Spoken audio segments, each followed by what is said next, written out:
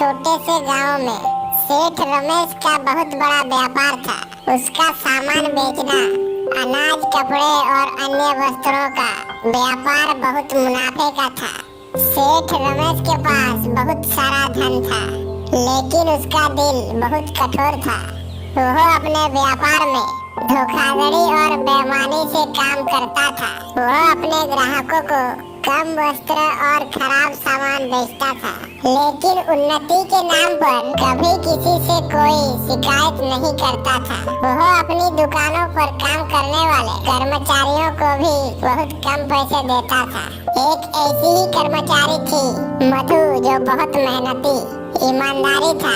मधु ने कई बार सेठ से कहा था कि वो अपने व्यापार को ईमानदारी से करे, लेकिन सेठ उसे हमेशा टाल देता था।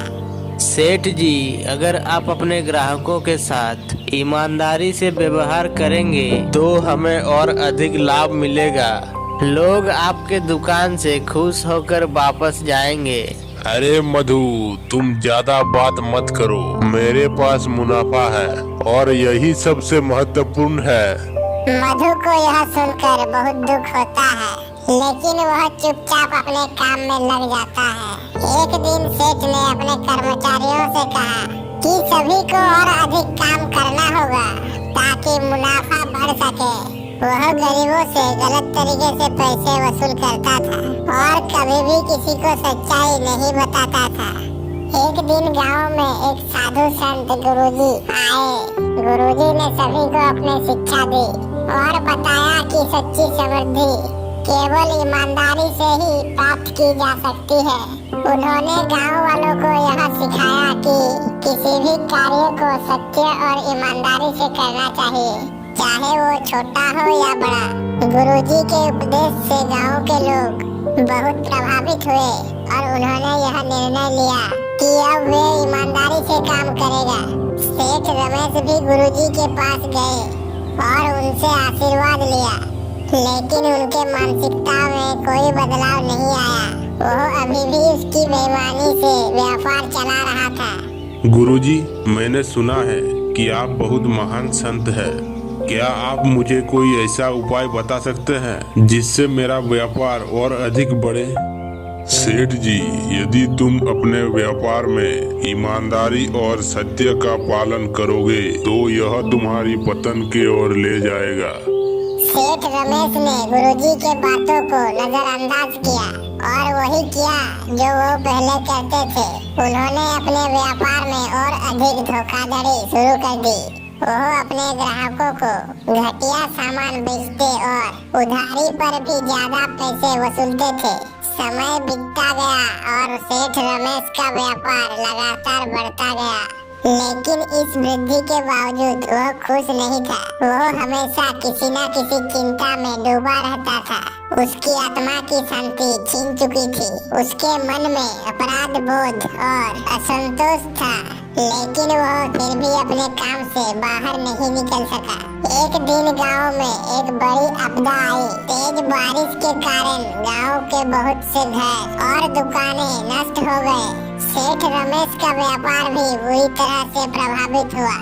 उसके सभी स्टोर टूट गए और उसका अधिकांश माल भी नष्ट हो गया। गांव के लोग भी प्रभावित हुए, लेकिन अब वे सेठ से बात नहीं करना चाहते थे, क्योंकि वे जानते थे कि वह हमेशा उन्हें धोखा देता था। सेठ जी, क्या आप अब भी उसी गलत तरीके से काम करेंगे? क्या अब भी आपको एहसास नहीं हुआ कि आपके गलत कर्मों का परिणाम क्या हो सकता है? सेठ ने विनोद के बातों को सुना और कुछ देर चुप रहा। उसे समझ में आया कि वह अब तक जो कर रहा था वह गलत था, लेकिन फिर भी वह सोचने लगा कि इस स्थिति से कैसे बाहर निकला जाए। तभी गुरुजी गांव में फिर से आए। सेठ रमेश, तुम्हारे कर्म तुम्हारे भाग्य को निर्धारित करते हैं। तुम्हारी सारी संपत्ति और मुनाफा अब तुम्हारे लिए बोझ बन गए हैं। यदि तुम सच्चे दिल से पश्चाताप करते हो और अपनी गलतियों को सुधारने का प्रयास करते हो तो तुम फिर से एक अच्छा इंसान बन सकते हो। गुरुजी के बातों ने सेठ रमेश के दिल को छुआ। उसने संकल्प लिया कि वह अब से अपनी पूरी जिंदगी बदल देगा। उसने पहले तो अपने सभी ग्राहकों से माफी मांगी और जो भी उसने धोखा किया था उसका बदला दिया। फिर उसने अपने सभी कर्मचारियों को ठीक से वेतन दिया और उनकी कठिनाइयों को समझा। सेठ रमेश ने गांव में एक अच्छा अस्पताल और स्कूल भी बनाया ताकि लोगों की सहायता की जा सके। वे अब हर काम ईमानदारी से करने लगे और उसका व्यापार भी फिर से चलने लगा। गांव के लोग अब उसे एक सच्चे और अच्छे इंसान के रूप में दिखने लगे। मधु ने भी सेठ के रूप को बदलते हुए देखा और वह खुश हुआ। उसने सेठ से कहा, अब मुझे गर्व है कि मैं अब आपके टीम में शामिल हूँ, क्योंकि अब आप सच्चाई के रास्ते पर चल रहे हैं।